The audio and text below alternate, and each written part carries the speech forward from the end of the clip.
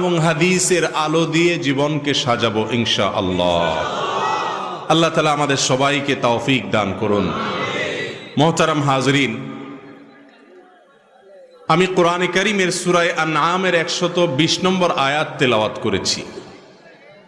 এই আয়াতকে সামনে রেখে কিছু কথা আরজ করব। ওয়ামা তাওফীক ইল্লা বিল্লাহ। আল্লাহ রাব্বুল আলামিন কোরআনে হাকীমের সূরা আনআমের 120 নম্বর আয়াতে ইরশাদ করেছেন, ওয়াযারু যাহিরাল ইসমি ওয়া বাতিনাহ,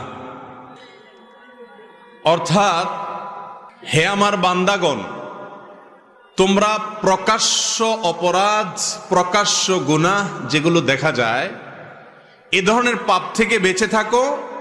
আর যে সমস্ত পাপ দেখা যায় না, অদৃশ্য, ভেতরে ভেতরে মানুষ করে, সেরকম অপ্রকাশ্য